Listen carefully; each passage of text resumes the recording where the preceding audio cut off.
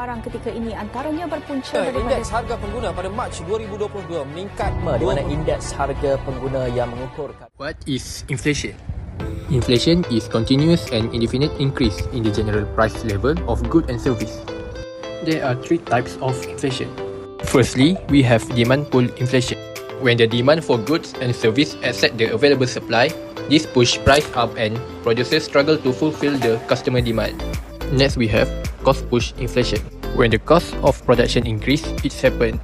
For example, rising in raw material costs lead producers to raise price to maintain profitability. Lastly, we have import inflation. Happen when the price of import goods increase, especially when local currency depreciate. This makes foreign goods more expensive for consumer. Inflation has numerous causes, but for the most part, there are three main causes for the inflation. The first one is a demand pull inflation. This happens when the overall demand in the economy outpaces the available supply of goods and service. When consumers, business, and the government are all spending more money at the same time, often due to a low interest rates, increased income, or economic optimism, producers can keep up, so they raise price. It's essentially a case of too much money chasing too few goods. The second one is cost push inflation, which arises when the cost of producing goods and services increases. If key inputs like oil, raw materials, or wages become more expensive, companies often pass those costs on to consumers by raising prices. For instance, a spike in oil prices raised transportation and production costs across many industries, leading to a general rise in prices. Lastly, there's monetary inflation, which happens when there is too much money circulating in the economy. If a central bank print a large amount of money or keep interest rates very low for too long, it increases the money supply. When more money is available, but the supply of goods and services doesn't increase at the same pace, the value of money drops and prices rise.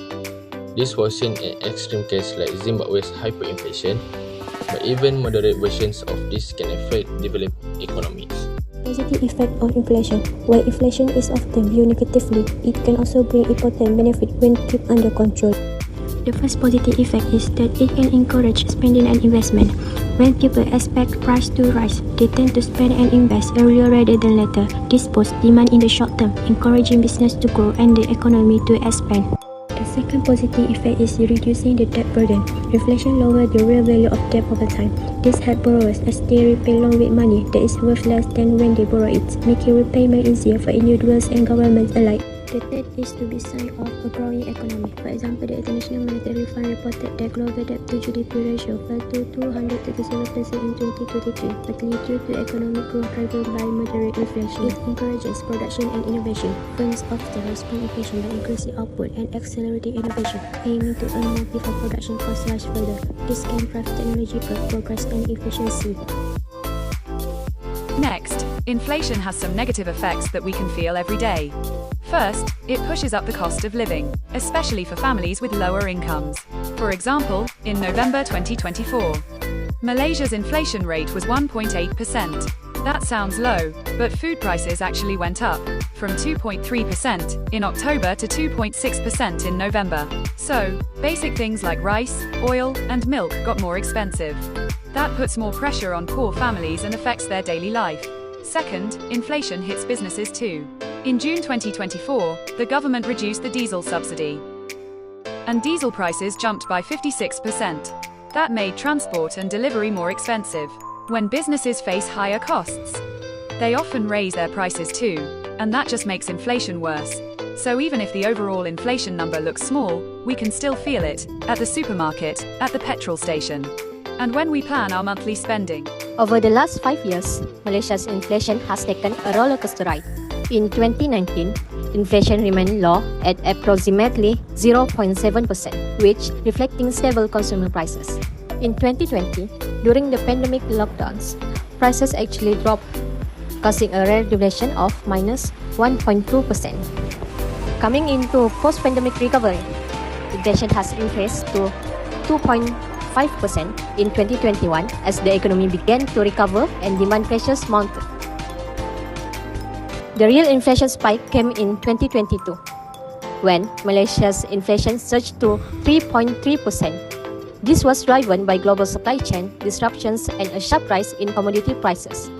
As the Russia-Ukraine war broke out, the prices of fuel, wheat, and fertilizers soared worldwide. Since Malaysia relies heavily on import for food and energy, the country had to pay more, putting significant pressure on government spending, especially for fuel and food subsidies. At the same time, the ringgit weakened, falling to RM 4.70 against the US dollar. This made import even more expensive. Since the peak in 2022, inflation in Malaysia has cooled slightly, but it still remains above pre-pandemic levels. In October 2024, the consumer price index rose by 1.9% year-on-year. Interestingly, the information and communication sector saw a decline, helping ease overall inflation slightly. Entering 2025, headline inflation stood at 1.7%, while core inflation remained steady at 1.8%. Looking ahead, the Ministry of Finance forecasts a moderate inflation increase of 2.0% to 3.5% for the year, driven by food prices, subsidy reforms, and ongoing global uncertainty. There are few steps to overcome inflation. The first is monetary policy. The central banks will sell the short-term bonds or the government securities and treasury bills to public and community banks to influence the size of bank deposit. Besides, central banks will persuade commercial banks to increase their rate of interest on deposit during inflation. This action will attract people to save money in the bank and reduce the consumption among public. Another step to overcome inflation is direct control policy. Direct control policies is government-imposed regulations that mandate price controls and supply quotas to combat inflation or economic instability.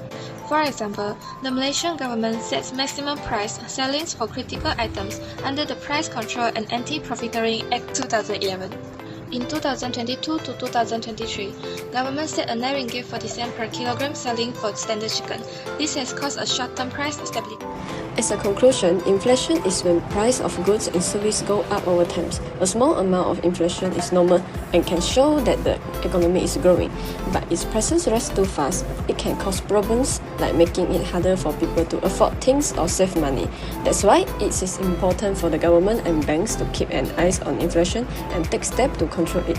By understanding inflation, people can make smarter choices with their money and help keep the economy strong and steady.